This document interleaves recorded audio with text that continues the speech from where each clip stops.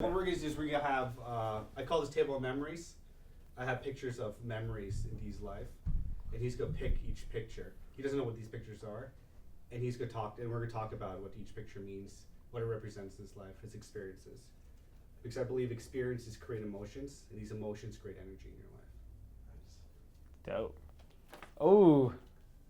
Young and Restless. Is that what, Young and Restless? Young and Reckless. Right, Young and Reckless. This is funny. So this is when we moved into this office. Young and Reckless is a brand that we helped start with a guy named Drama who was on MTV. Mm-hmm. We were all in an office in downtown LA, and we didn't really have space for the Young and Reckless team because we didn't know if it was going to grow. We didn't know what was going to happen. They just kind of all sat together. There was people next to the bathroom. There were just people everywhere. And when we moved into this office, we were like, we need to put a sign, like we're like a real company now, and like put it like, you know. So this was a neon that we ended up grabbing from an artist down off Fairfax. Right. And we'd always been in these weird warehouse offices in downtown LA all these years for like 10 years. So when we finally had the opportunity to like put our name on the wall, we were like, all right, we're gonna do this. We put this big neon sign right when you entered. But that was like a thing that we were just like proud that we're like, oh, we finally have signs in a big corporate building. How did you come up with the name? So it was actually created by my partner, Drama. He was on an MTV show originally called Robin Big. And then he started a show, him and his cousin were on a show called Fantasy Factory. And right before the first season of the show, he got introduced to me through a mutual friend and actually asked me to pay him $400 a month to wear 5'4", my original brand. And I was like, I don't know who you are. I'm not paying you $400 a month. And then he was like, well, I also want to do this brand, Young and Reckless. What do you think? And I was like, well, if I'm not going to pay you $400 a month, I'm not going to do a brand with you. Totally. So it kind of just didn't talk to him for a year. I sat and watched the show one day because I was sick. And I was like, man, this show is entertaining as hell. And I saw what they were doing. The whole show was a big product placement. Right. Rob Dyrdek, his cousin, had figured out how to integrate all his businesses and brands into this show. Right. So we ended up the second season, right before he reached out again, and he was like, do you want to do this? I'm like, actually, our business is in the toilet because of the recession, so we need some opportunities. So it worked out great, and we ended up connecting and launching the brand 2009 August. And how did it go in the beginning? Was it slow, or was it rocket ship day one? This at the time was one of the highest rated shows for men on cable. Oh, okay. So you're talking millions of viewers, and guess what? MTV played it 25 times a week. Right. So if there was a big episode about Young and Reckless, it was just on all day, every day. And we literally watch our sales at retailers and online. Oh, the episode must have just aired. Just blows out at the store, blows out online instantly. It was exact opposite of my main business. My main business took a decade to materialize. This took one day. Right. Day one exploded. That's probably a reality check, right? Yeah. How much image and marketing and branding and TV is so important. Yeah, I mean, it was an era where I couldn't believe the amount of promotion and marketing we were getting for free and how good the marketing was. I actually offered MTV a piece of the company. And they said, oh, what do we care about this? Right. We're in the content, like we don't do whatever the hell you want. Right.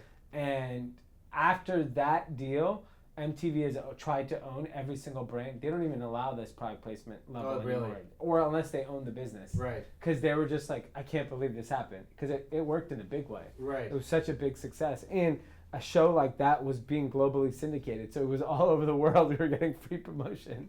That's amazing. Yeah. And did it continue like that? Yeah, I mean, literally, the brand is now 9 years old, and it's still top selling brand in all the retailers we're in. We've evolved. We don't rely on the show anymore. Right. But that gave us we were smart enough to realize that head start we got. We made a lot of money, so we were able to invest it in things that no one else was able to do. Dude, say no to $400. Yeah. Otherwise, we would have never made. Made you insane amounts of money. We were able to, just do something that no one else was willing to do. So it was amazing. Dude, that's genius. Yeah. Let's go to the next picture. All right. Oh, my Facebook group. Yeah, let's talk about that. That's definitely important, right? Yeah. No, this is actually a really fun thing for me. So, a lot of people always hit me up like, where do you get all your information from? What are you reading? What do you how do you know all this stuff? And I always said like, I'm not that smart. I wasn't top of my class at any of my, Right. you know, I paid attention. That was the only thing that I did really well. Right. And I was like, I like to soak in information from as many sources as I can. I'm a curious guy. I think that's where a lot of people aren't curious. They're just like, tell me what I need to know. Right. And so people kept asking me about where do I get this information. So I'm like, how do I share all this information and it lives somewhere so anyone can go check all the time? So obviously there's Twitter, there's Instagram, there's all these things. But I was like, there's too much riffraff because like you know how social media is. You post something and it could spiral out of control and end up into the wrong hands of people that make you think that you did something wrong. Exactly. And all I was saying is you know what? It's pretty interesting that Roseanne Barr has the highest rated television show in America and not be a political thing. It's just an interesting observation. And it gave us, so the idea was really, look, let's create a private environment where we can foster like all this information that everyone can share, but it's all about positivity. And I didn't even have to say that. And I don't know, you're a member of it. Like, there's no negative. Yeah, there's no negative. It's crazy. Everyone hits me up on the side and be like, how is there like no one hating or like no one, even kids will ask me, do you mind if I post, I want to get feedback on something. I'm like, yeah, post it. Yeah. Like, it's cool that like people have respected the sanctity of like just good, positive conversation. Right. And so to me, this is something that I'm super passionate about. And like, I don't know if it's scaling it is the right thing. Like if there's 50,000 people in there, it becomes Reddit, which I think Reddit is like a place of hate. Yeah. You know, I'm like, I'm sure there's a ton of amazing information being shared, but I don't want it to be like, I want to have these small, intimate conversations. Like we did a meetup. I couldn't believe 25 people showed up at the last minute. And it was amazing. And it was so impressive, everyone's backgrounds. Totally, and I saw that. My kid was dying, his mom was dying of cancer. Yeah, just like people were sharing their personal stories. People were sharing their wins, their losses. You know, lawyers, doctors, entrepreneurs, struggling rappers. Right. Like, it's just cool that we're able to create that environment. So I'm pretty excited. I think a lot of it is people have a hard time opening up to their vulnerabilities. Mm-hmm. Especially men. Yes, especially. And they can't, they don't value it because that wasn't valuable. No. Or most of our generation. Yeah, showing your weakness never. No way. There's no way in the world. Now, slowly, that's becoming, because I think, and you might agree with this, when you value vulnerability, you're successful. Yeah.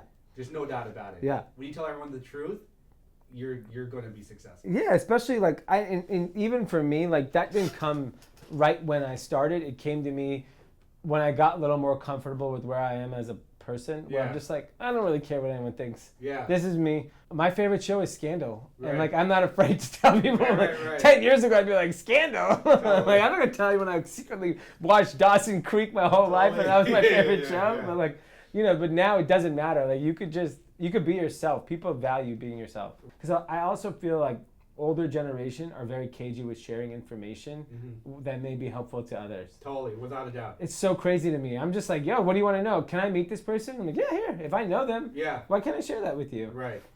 There's a lot of jealousy back in the old days. Yeah. It still is. I mean, it's very competitive. The way we were taught was to be very protective. Yeah. Don't share. Yeah. Don't help. Don't serve. Which is crazy. Which is insane. Especially given today's environment, like social media has blown the walls down. Right. So why not share what you can? And this is my way. And the great thing about it is like I'm learning stuff from all these people. There's people there that are dissecting like the treasury yield curve that I would never understand. Totally, no way. I've always enjoyed connecting people, and this is a way to do it at scale. Right. Where like someone from London can meet someone from LA, and maybe they'll talk, and maybe one day they'll meet. Right. That's the key to probably your success, right? Yeah. Connection. Yeah, it's all relationship. All relationships. Yeah. Let's go to the next one. Okay. So it's an interview we did, I think, with MR Magazine, which is a big menswear magazine. Okay. So how many members do you guys have right now? We're just around 100,000. Last year the business was at 50 million. How does it look in 2017? Trending to 100 million. Wow, in 1 year you've already doubled the business. And then I said, honestly, we smell blood. We've paid our dues in the apparel business like many others. We just feel that we have a better understanding of the millennial guy. We understand how to market to them. We understand their primary concerns when it comes to brands and shopping. And I think we found the perfect formula that resonates with a large group of guys.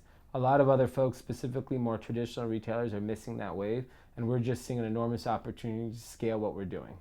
So let's talk a little bit about. Yeah. You guys show a picture. Oh yeah. Even if it's a non-picture.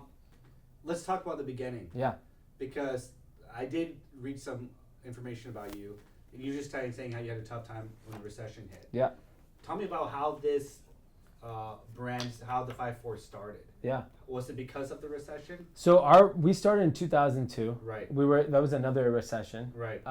It was post 9/11, and retail had taken a big dive. Right. We had started a brand right then, and we really started the business because at that point the jobs were kind of far and few, and we just had to go out and create something on our own. And we were in the entrepreneurship program at USC, and we were like, we got to do this on our own. And so old school max out credit cards, and did a trade show in Vegas, August 2000, rented a U-Haul, and really just built a business the old-fashioned way, like especially in retail. Like I traveled the country, my mom's minivan, going from city to city, showing up at retailers and be like, hey, do you want to carry my brand? Because what I realized is we did this trade show, and we did terrible. Yeah, and your mom came down, right? Yeah, my mom came down, had to pay for the last fee, buy us Del Taco.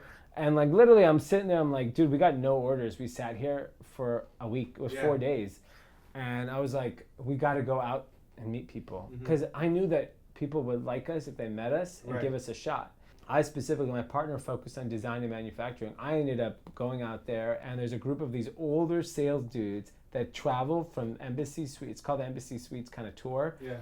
And they go set up, and they go visit all the retailers. The retailers come to the hotels, and I joined them because that was how I met everybody. Right. That's how we built the business, is building retailers. I used to go to Philly all the time, in Baltimore, and building those relationships is what got us into those stores, not the product. Right. Because that's what we realized. It's not about the product. It's about who you know. Right.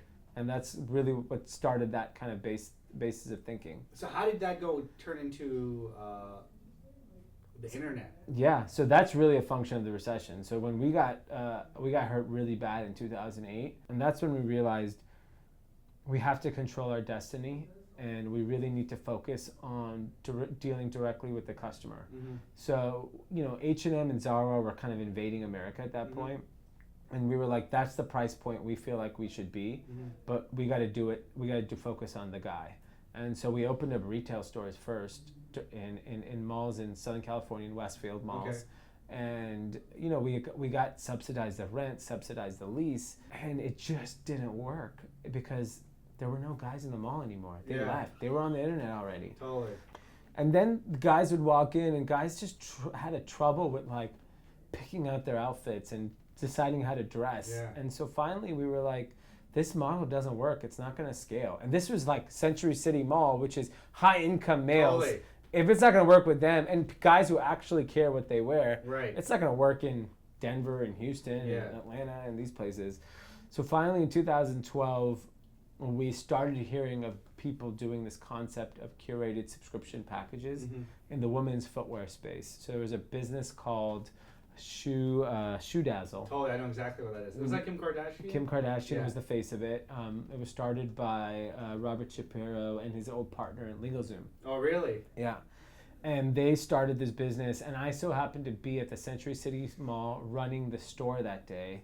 And Robert Shapiro walks in the store with his son, who's my friend, and goes, hey, what do you tell me about your business? I tell him, and he's like, wow, this is pretty impressive. He's like, you want to hear about my new business? I'm like, sure, of course. He goes, it's $39 a month, curated, stylish subscription for women's footwear. Kim Kardashian is the face. Totally. And I was like, holy shit, this is good. This is great genius. Genius. And OJ's not involved. Yeah. If OJ was involved, it might have been bigger. Totally, man. He learned his lesson. So we end up, he ends up like, let's go meet Kim Kardashian. You should meet her. I'm like, okay. And so we end up walking in there, and Reggie Bush, who was her boyfriend at the time, was a big 5'4" fan. Oh, really? So she was like, oh my God, I get Reggie 5'4" all the time. He loves it. I was like, oh, amazing. Gave him some clothes, and I hear about their business, and I end up telling my brother and my business partner, and I was like, this is genius. What do you guys think? And my partner and my brother ended up figuring out how subscription would work for us. Mm-hmm.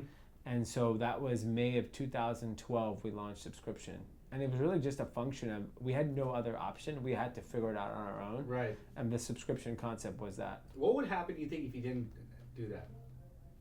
Do you think you would still be successful, but sort of... No, we would have gone out of business. You would have gone out of business? Yeah. Externally, we were very popular. Yeah. And everyone, celebrities, you couldn't turn up magazine, but our business was not sound. Got it.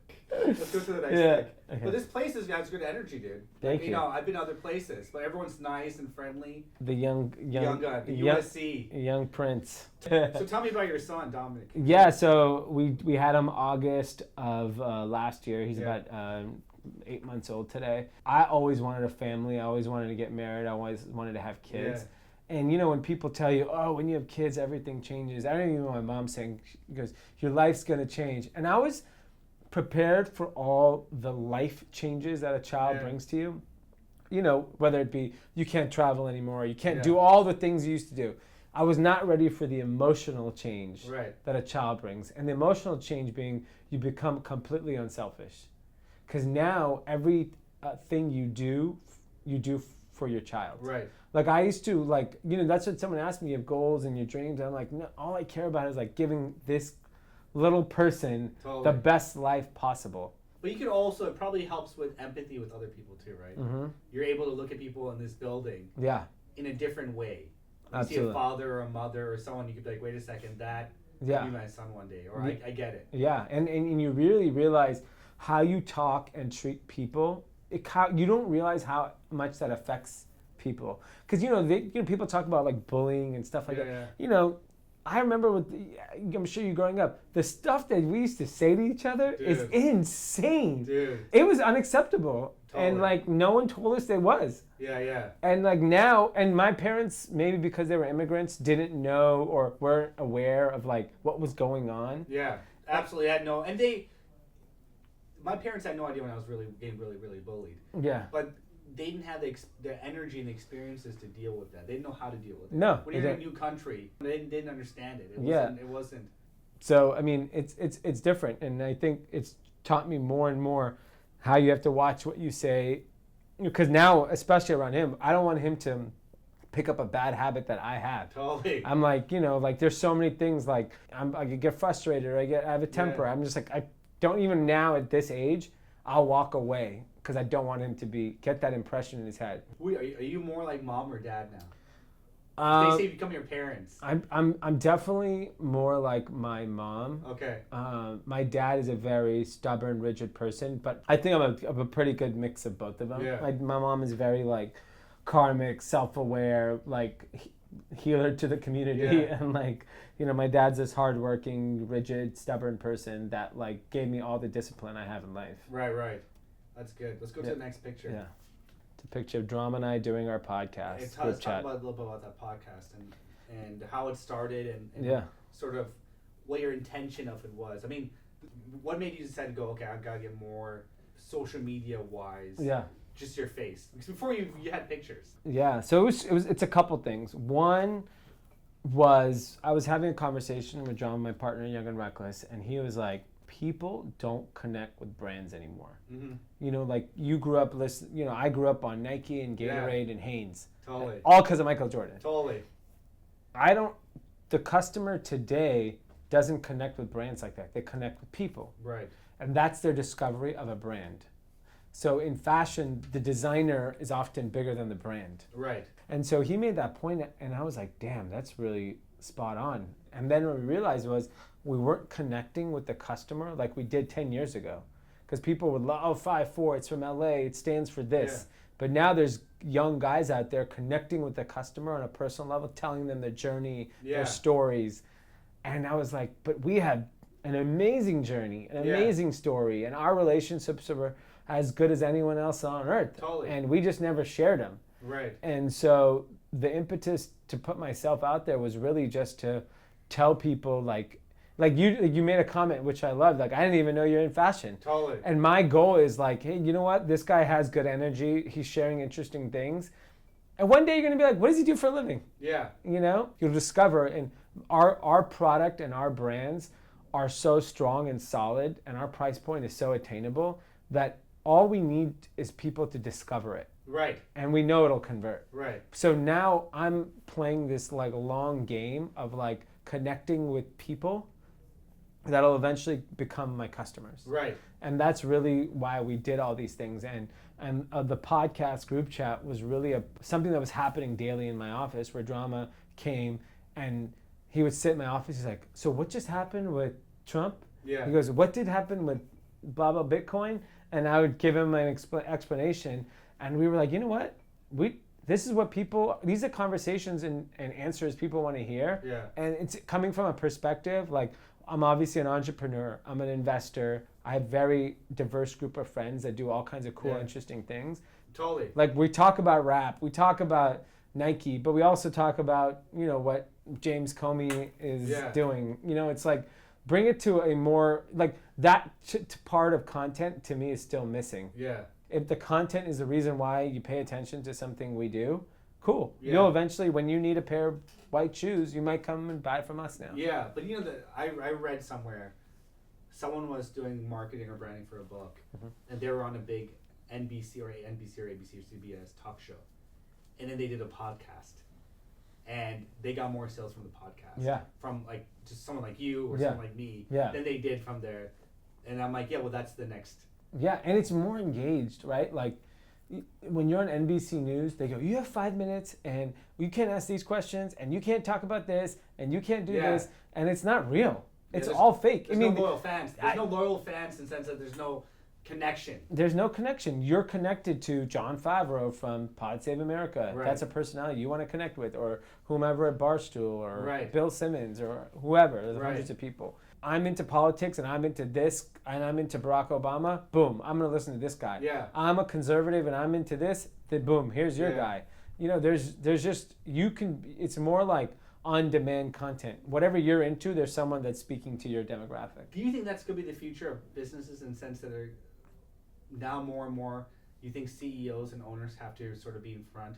100%. I don't think there's a world where if you're not a transparent founder communicating your vision to the consumer directly, I don't think I don't think you exist. Oh, really? Yeah. Like, I think you could start your business, but you're not going to connect with millions of people if they don't know who's behind it. Right. Like, think about it. Like, Travis Kalanick's actions at Uber affected people using Uber. Totally. They're like, I don't want to use this company. Yeah. The delete Uber. And even Mark Zuckerberg at Facebook. Delete Facebook. Totally. One screw up nowadays. Yeah. It could be game over. Yeah, it is. And that's what's really scary. And it's funny is that, we've had this discussion about like people like Aziz Ansari or Jeremy Piven, who, when it was all the dust settled, nothing has happened. Yeah. Right? But their reputations are tarnished.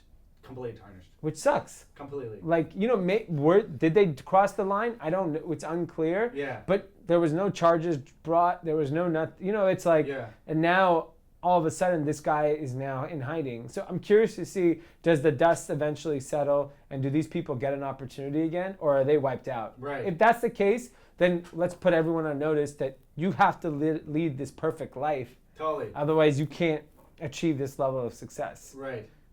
Which at the end of the day, if you did something wrong, you should be punished for it. Absolutely. Yeah. I mean, look, America loves the comeback. They love it. So if you're honest and people see that you put the work in to kind of fix yourself, I think people will give you a second chance. Right. I mean, Tanya Harding's on Dancing with the Stars. Dude. That's insane to me. She was the enemy number one for 2 decades. And Monica Lewinsky's like a Nancy Fair. Yeah. Parties. Yeah. You know what I mean? So I'd be shocked if Harvey Weinstein ever got a second shot. Totally. I hope he doesn't get a second shot. Tanya Harding's an interesting case. Like, she did something that was really wrong, and she was a part of a crazy scandal, and they made a movie about it. Yeah, made a movie, and now America loves her. I see her smiling yesterday when they were announcing the cast of Dancing with the Stars. Dude, I was like, are you kidding me? You and I are busting our asses off, and this person hit someone. Became famous for hitting someone. And made a movie about it. Yeah. Now she can get $100,000 a week doing Dancing with the Stars. Only in Hollywood. Yeah. Cool. This is actually our run club in Miami. Because I know you love running. Yeah. Have you always ran? So I started running right before my 30th birthday. Okay. I was having like I call it a 30 life crisis. Totally, man. Everyone asks that. Yeah. 29, 30, 29, 31, and it's 30. funny is that no one warned me about this. Yeah. And I'm reading Esquire magazine, and I see an ad for the Miami Beach triathlon. And I was like, I need to sign up for this. And I was not in shape, nothing. I just signed up for it. I got off the plane, I went online, signed up for it. And it was 12 weeks away. And I just trained my ass off. Swimming, biking, running. And I got into running. And I really, really enjoyed running. As like, it's my mode of meditation. It's completely meditation. It is that. And do you have music on? No. That's brilliant. So I literally, it's about breathing. Yeah. It's about just being out there. Like, I run on the treadmill just because that's my form of exercise. So during the week, I don't have time or it gets dark. But on the weekends, I would drive to Santa Monica, especially when I was single. I would drive early in the morning, go run 10 miles, whatever, go eat food and come home and just like veg on the couch and like, I'd just be like, oh, I had the greatest day. Dude, like that's the best feeling, man. The high from running, I can't explain it. Yeah. And I got a lot of people into running. Oh, nice. They'd come to me when they're turning 30 because I had all these younger friends. I'm like, let me tell you something. You're about to go through a depression point in your life. They're like, what do you mean? I'm like, it's coming. Yeah. Everyone has this phase, and you can have different ways of dealing with it. I did it by just signing up for this triathlon and running. Let me tell you what I think you should do right now. I'm like, oh, I don't run. Just go for 1 mile. Yeah. Dude, all these guys have now gotten into running. They've done Ironmans and marathons, and so many people that I have gotten into running. And I was like, wow, this is amazing. So many people thank me for getting them into running. Yeah. So then in August, I met this dude named Luke, a British dude, and he was like the most passionate person I've ever met about running. He just wants the world to run. Yeah. And he has no upside gain. He just is this amazing human being. And he was like, hey, have you ever thought about doing a run club? I'm like, I would love to. I just don't have time to run it. Yeah.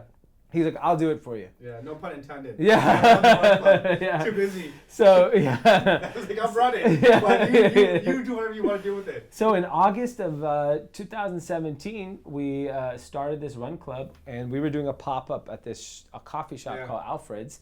And he's like, let's just meet there. I'm like, okay. We started there Saturday mornings. Fast forward, now it's been, call it 7 months, and more popular than ever. People want us to do it all over the country. Everyone in the run club are best friends. Yeah. They go out and eat lunch. They go out, they're going on trips together. And my goal was just to share the joy of running and what it's done for me mentally. And there's people like all over the world that tag me when they run. And it's so awesome. Like, what? There's no negative thing about running, except maybe you're hurting your knee. Like, I hurt my knee once. That was it. But, like, there's no negative. And to give that energy to people is so amazing. And so you probably have great ideas, man, when you run. Yeah. That mindset. You probably, after a couple miles, you're like, wait a second. Okay, I like this idea. Yeah, and what it really does is, so, life is very hectic. Everyone's stressed. Everyone's busy. Everyone's dealing with the same shit. But when you run, all I focus on is my breathing. Right. Because I just have to breathe right. Otherwise, I can't run long enough. So that moment of just like complete thoughtlessness, is so amazing. And then when I finish, I feel great. And then I feel like it's a reset. Right. It's just all about being present. Yeah, exactly. And awesome. Because with meditation, it's the same thing. And I go for walks. Yeah. I did a Dee Murthy walk. Yeah. The walking challenge. I'm a 40-year-old man now, so get to my age in a couple of years. Yeah, the knees get shot. I did a Dee Murthy walk club. I used to run, but now I'm 40 and now I just walk. I know that. Walk. And I'm actually impressed that you don't use headphones. Yeah. Because I don't use headphones either. Yeah. And I just walk. Oh, yeah. I'll walk a few miles. Yeah. And I just know, like, I can tell my mind, because I know when it's like 45 minutes to an hour, because I can just feel like, it's like, okay. That's funny, because my wife and I, we love walking, and now with the baby, it's a bit challenging, but we'll have a babysitter in the evenings every so often, and she'll be like, what do you want to do? I'm like, let's go for a walk and then go eat. And we'll walk 10 miles. Totally. But we'll talk on the walk. When we're at home, we're just on our phones. Totally. We go to dinner, maybe we're talking. Walking, 100%, we talk to each other. And you live around here? Yeah, I live in West Hollywood. Awesome. Yeah. Let's go to the next pic. Cool. Cool. This is my family. Oh, yeah. Tell me a little about that and, like, sort of where you grew up. Yeah. And, like, Were you born in America? I was born actually in Atlanta, Georgia. Okay. And then right after I was born, 2 years later, my parents moved to the Valley. Okay. And then my brother was born here. And where? And what part of India are you from? South India, Bangalore. Okay, I'm around the area. Okay, from cool. Chennai. Okay, cool. Yeah, so my parents immigrated here like nearly 40 years ago. Yeah. More than 40 years ago. And my dad started in New York, then Atlanta. They got arranged marriage. Right. And then my mom came to Atlanta. And when you were growing up, it was probably an interesting childhood to have too. Yeah. Not very many Indians. Yeah, it's really funny. What happened was my parents moved to Granada Hills, and randomly her childhood best friend moved a mile away. Oh, nice. From India, from Bangalore. Go figure. And so it ended up her brother and sister came. So it ended up by the time we were like 12, 13, there was actually like a community that my parents had kind of cultivated with their friends. So, there was eventually some Indian kids in the neighborhood that like we all kind of knew. At school, there was the other dude that'd see the other girl. Yeah. But we grew up in the Valley, and it was actually pretty diverse. It was like my high school was like predominantly Korean and Jewish. Was it really? Yes. So I grew up in Silicon Valley. Yeah. In Cupertino, in the heart of Silicon Valley. Yeah. I had 2 Indians that graduated high school with me. Wow. Which is now would be a complete 98%. It's like everyone. Yeah. Asians and Indians. Yeah. And how was your childhood growing up? Was it like, what do you think the influence your parents have had on you from still being married and for raising you? I think the biggest influence was they were very disciplined human beings. Right. Like I remember like Saturday morning, we still got woken up at 6:30 in the morning. Yeah. Like, what the fuck? Because I can't sleep in to this day. Yeah. My parents and even my other peers and friends, Indian kids, they sleep till like noon on Saturdays. I cannot do that, man. Yeah. I had to go like 7. Yeah, like latest. my parents would wake us up and they would be reading the paper, or they would purposely be screaming loud on the phone, talking to India, and right next to our door, like trying to wake us up. But I remember my mom when I was 6 years old, she just drove up to the nearest park and said, "My kid needs to play basketball. How does he play basketball?" And signed me up for a rec league. Yeah. That became like my lifelong friends. Right. And then she signed me up for baseball and this and that, and then my brother did the same. And my mom was just like, "We need to assimilate. Right. Let's figure this out." Right. And put us in those places where meeting people and making friends was super easy. Yeah. And I think so. I credit my mom for going through that because she didn't know what to do. Yeah. She's like, "These guys had to be active. Let's just go sign them up." Right. And I ended up being pretty normal and having a normal childhood because my mom was open-minded. Whereas my other peers, Indian peers, parents were so conservative. Right. And were like, "They're not playing basketball. They're not playing this. They're not doing that." And if I hadn't done that, I don't think I would have the personality I have today. This company might not have existed. Yeah. She really taught you to sort of just do it. Yeah. Let's go to the next pick. This kid I've known 25 years. What's that for? It's 5'4" to enter men's athletic and grooming. Yeah, so Is that your co-founder? Yeah, Andres. Okay, tell me about Andres. Andres and I went to USC together. Okay. We met the first day of college. Okay. And through a mutual friend and my roommate, and we kind of hit it off, became good friends, and both shared a passion of kind of like trying to create something, try to do something outside of just going to school. Yeah. He was hustling, like working and doing different jobs, and so finally when we got to our senior year, we were like, let's do something together. Mm-hmm. And that's when we really started 5'4", and we've been on this long journey together, kind of gone through all the highs and lows, and have been able to kind of keep it going. How does the friendship work out with creating a business with someone? It really, when you're young and your whole life is one big party, it's easy. Yeah. Like when you're 25 years old and you're working, you're hanging out, you're traveling, you're partying, it's awesome. As you get older and priorities change and different responsibilities change, it becomes tougher. Yeah. Like, he's a single guy. He likes traveling the world. He likes doing all these different things that I unfortunately just can't do anymore. And like, to me, like, I want to be home with my kid on the weekends. Like, I don't want to go on trips, and I avoid traveling now. So it's different, and so it's becoming harder and harder to spend time as friends together. But I'm sure it'll be a different phase in life where he kind of gets a family and Yeah. it'll all reconnect then. I think it's great also that you guys are sort of in different phases. Yeah. I think it helps out the friendship. Absolutely. And it helps out the business. Yeah.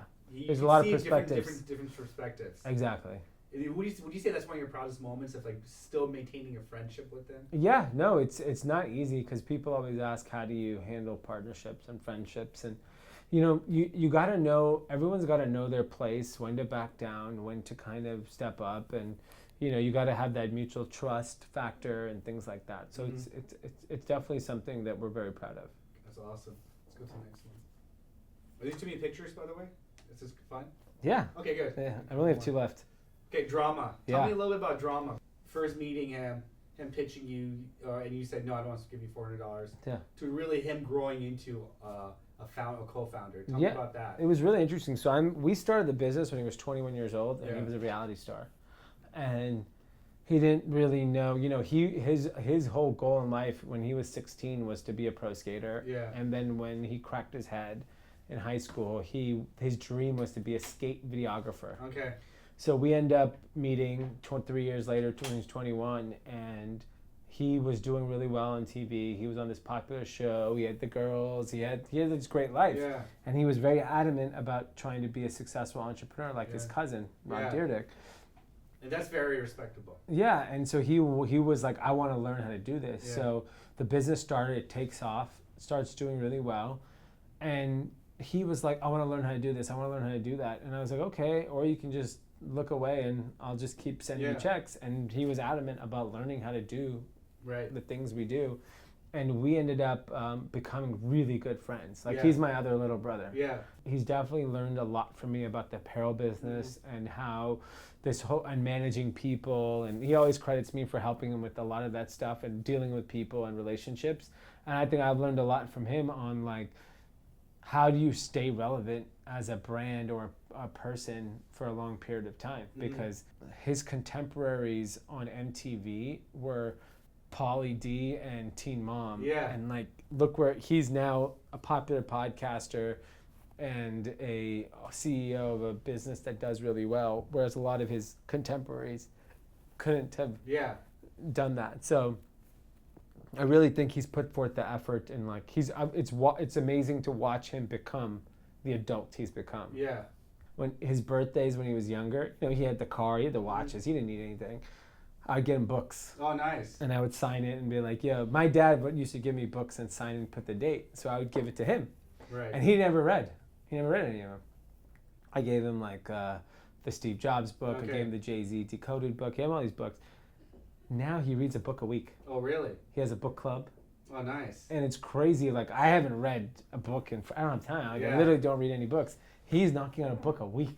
Like at Coachella, he knocked out a book. Oh, nice. He's just so... People think I'm a little weird when I read, too. Yeah. Like, what are you doing? Yeah. I went to Mexico to visit with my girlfriend's family. Yeah. Like, what do you read? Bookstore. Yeah. Like, what are you going to do with the bookstore? Like, I could read. I could buy a book to read. Yeah. I mean, the same thing. He's at Coachella reading. I'm trying to chug a half a bottle of tequila. Totally. Yeah.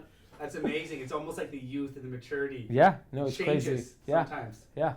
And what do you think he sort of gives to the brand? Is it just is good intuition, or is he just very aware of fashion? Definitely, he's more of self-aware of where his impact can be beneficial to the brand. Whether it's luring in celebrities to work with us because they respect him because they watched him on TV, or he created his own brand. Whether it's constantly figuring out ways to reinvent the image of the brand. Because the fashion element of our business is a commodity. Mm-hmm. If someone wears something, you just have to make it and make it a good quality and people will buy it. Got it. It's really the marketing and the messaging. Right. And he's identified with young people who are striving with his background, who didn't go to college, flew out to LA on a whim, created an opportunity for himself. So I think he's identifying with this huge generation of young people that grew up on social media and can actually make a living and a great life out of it. And he works hard. And you say he still comes to work. He was here today. Yeah, he works, he works as hard as anyone else. Let's go to the next pick. Yeah. I think this might be my wedding day. Was that your wedding day? Yeah.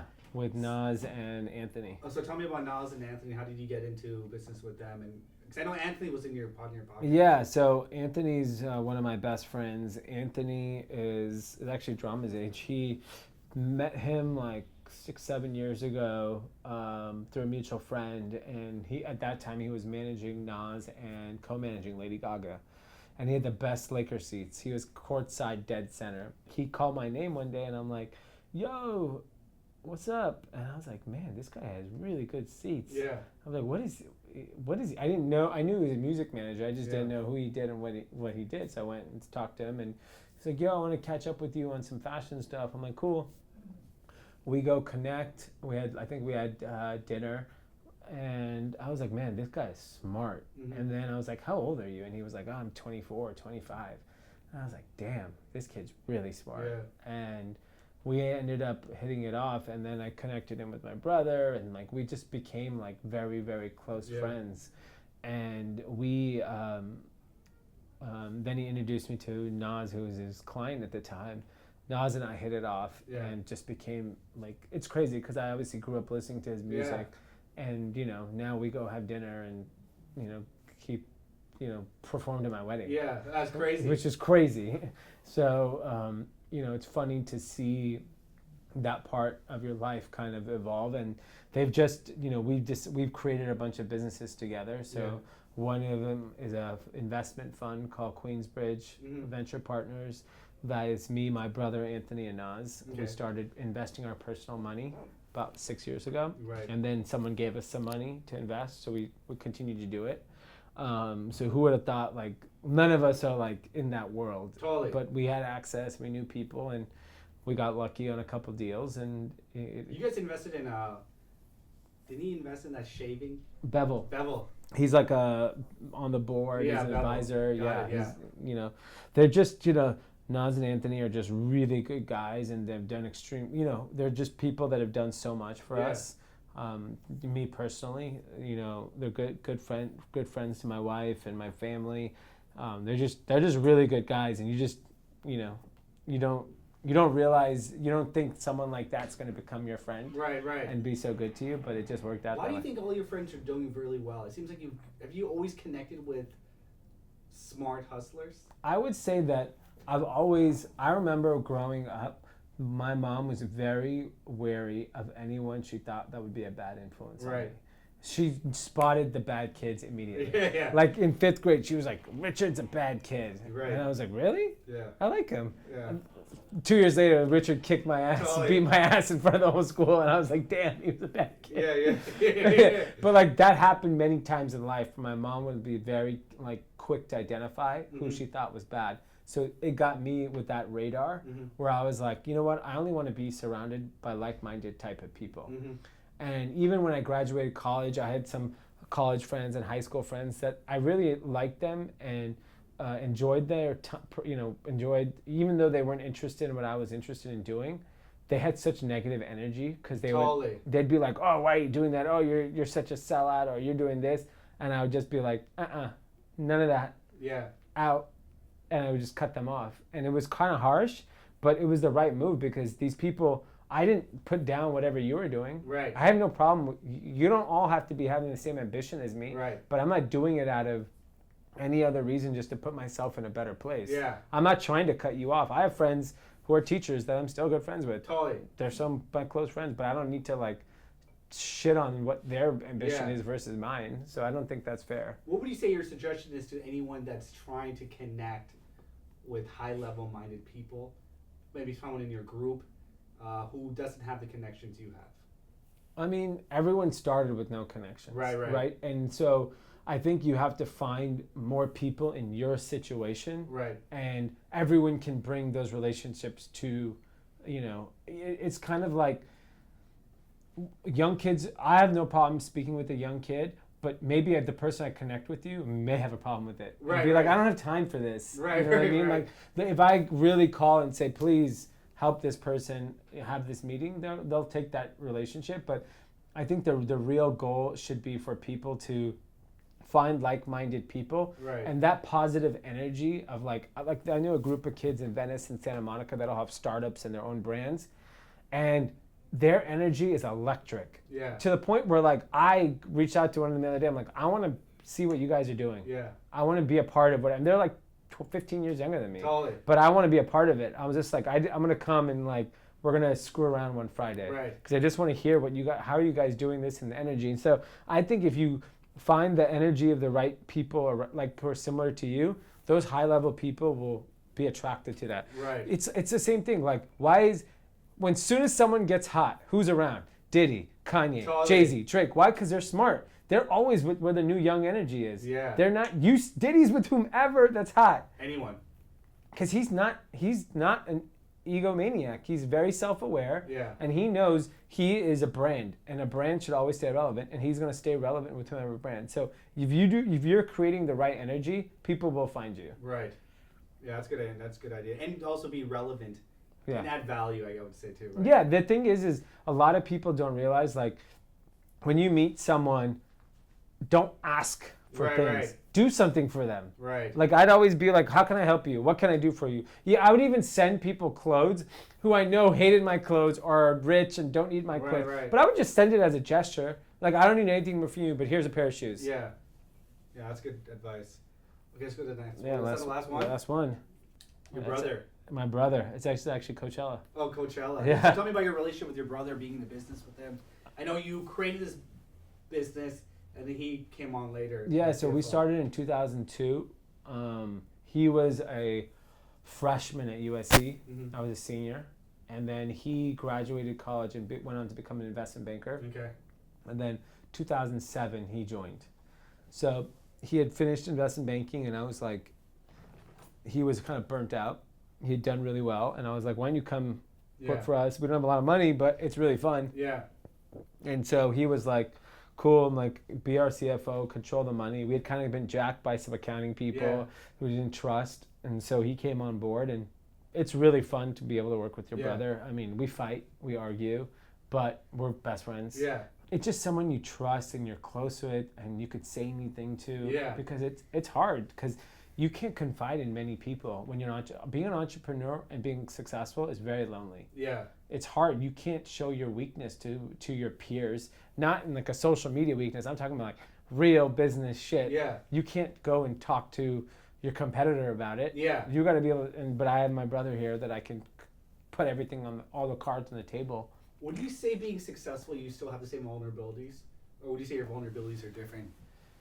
I would say that they're pretty much all the same. Yeah. I just think that the scale has changed. Yeah. What you risk and what you can lose is a lot scarier. Right. Like, you know, I always say the biggest difference between now and then is just the zeros. Yeah. You know, when running the business, it's like now when we get sued, before we used to get sued for $6,000, now we get sued for $6 million. Yeah. It's like, it's just the numbers have changed. Yeah. And so I think we just look at it in a very different way now because there's just so many moving parts. Yeah. Like, because it affects so many people. Like both companies combined have 180 employees. Yeah. So it affects a lot of lives when we make a decision. And what would you say your best business advice you got? Actually, one piece of advice that stuck with me was just this older lady in apparel, like the only like lady that I saw that was in power position. Yeah. And the only advice she gave me that still rings with me today, she's like, inventory will kill you. Mm-hmm. You know, and like it still rings true today to any manufacturing business. But people didn't really share good information with me, and which is crazy because like kids will come and ask me. I have no problem sharing. Yeah. Like to me today, like I would tell young people patience. I was just telling someone today, one of the employees of mine, he's like, I haven't got to do this. I didn't get to do this yet. And he's turning 33. Yeah. He's frustrated that he hasn't accomplished all these things. I'm like, I told him, you're a healthy guy. Let's assume no freak accident happens. Yeah. You're going to live to 100. Yeah. What's the rush? Totally. Yeah, it's like, it takes time. Yeah. He's like, when you read all these great stories of how life, these amazing people have done everything, you don't know when you get on these journeys and, you know, like when things can happen in your life and what actually makes you happy and all those things. Like when you're 25, 30, you don't understand life. You just don't.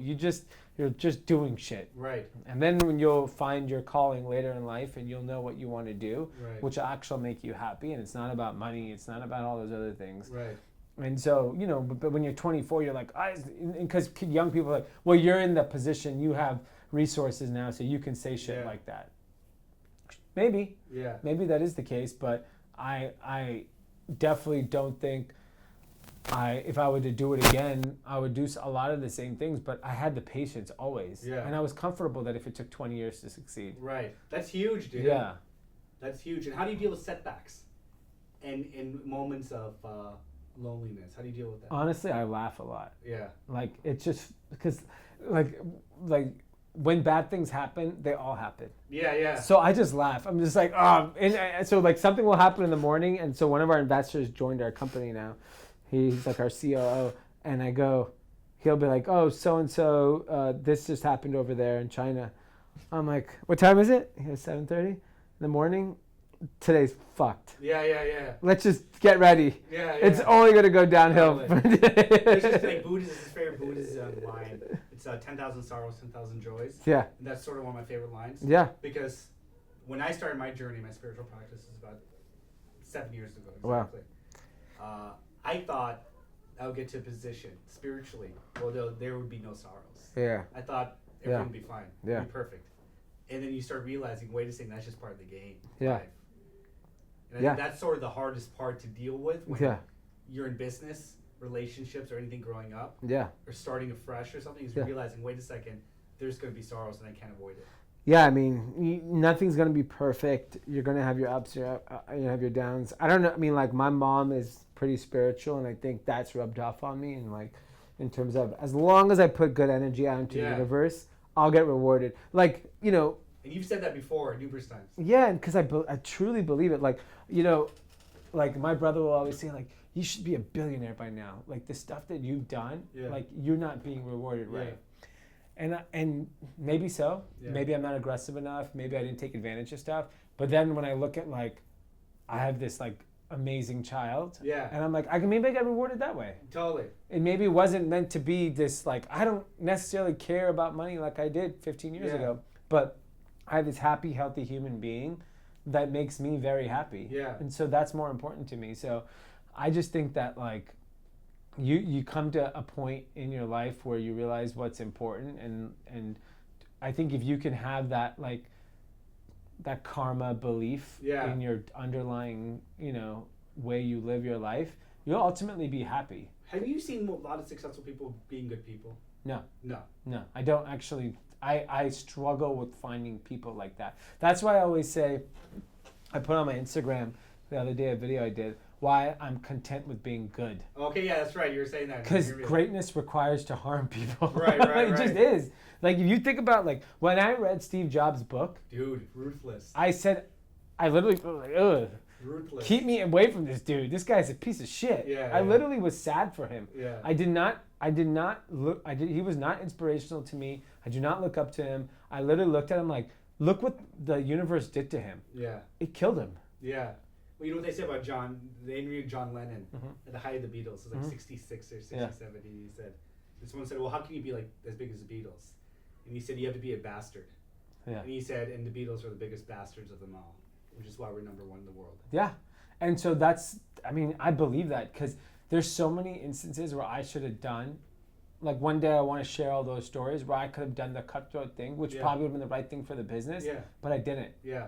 I should have, when we were going down bad 10 years ago, fired everyone, or when I could have kept all the money. There's hundreds of different scenarios, but it's just not worth it. But like, your life is good enough. It's good, yeah. Right? Like, your life, I mean, would you say that you have a good life? Yeah. Like, and it's like, I have the stress of running a business. Yeah. That won't go away. As long as I'm an entrepreneur, I'll always have that stress. Yeah. But when I go home, I have a nice life. You have good, like, you make money. Yeah. You're successful. I have a good life. And it's like, you have a good life where you get to travel, you make good money. And you sort of look at life. Do you ever look at life and be like, wait, I make enough money where I don't need to make $1 billion? Yeah, absolutely. And the only thing that I have now, like, motivating, is my child. Yeah. Where I'm just like, man, LA public schools kind of suck. Totally. So, $50K a year for private school, and if we have 2 kids. Dude, you could adopt me, man. Yeah. Adopt me. I'll hang out with you. So it's just it's really becomes that. Is like, as long as I can provide my child, the one thing that I look at like I've been fortunate to have a group of peers. Some who've come from nothing, some Yeah. who've come from a privileged Yeah. life. And I look at my peers that came from a privileged life. They're unbelievable people. Yeah. Like not only are they cultured and what they're doing is Yeah. amazing. You can go two different paths Totally. when you go on that. I've been fortunate to run into like these incredible people, and I was like, man, if I can give my child that, Yeah. and he doesn't become like a dickhead rich kid, Totally. like think about what he can accomplish or what he can do and all the Yeah. good he can bring, because he doesn't have to worry about all the stress that like I had to deal with Yeah. growing up. He can just be a free thinker. Totally. Because I look at like honestly, like I look at Jaden Smith Yeah. and I'm like, that kid is going to do amazing things. Yeah. He doesn't have any pressure from his family. Yeah. He's choosing his own path. You met him before? Yeah. He has good energy.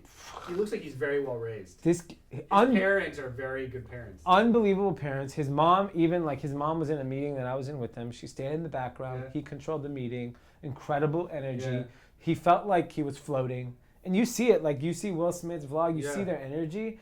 That's it. Jaden Smith is like the role model kid I would Totally, love to man. raise. Like yeah. he's just an amazing. Like, think about he's Will Smith's kid, and he's normal. But you know what? Will Smith is one of the only actors I've seen, or even, I mean, there's Yeah. some other people who we could definitely, without a doubt, always has spoken about spirituality, Yeah. energy, service, kindness. Yeah. No one else really talked about that. They talked No. about hard work, No. but no one really talked about that. He's really the one person that always, even 11 years ago here, Yeah. and I was like in my 20s, Yeah. and he was like our age, Yeah. and he was talking about that. Yeah. And he's still, now I understand why his kids are like that. Yeah, and that's really where I think that the energy should be put in. Like, dude, at the end of the day, the money's not going to make you happy. Right. I know a lot of billionaires. They ain't happy. They're miserable. They're just, or what?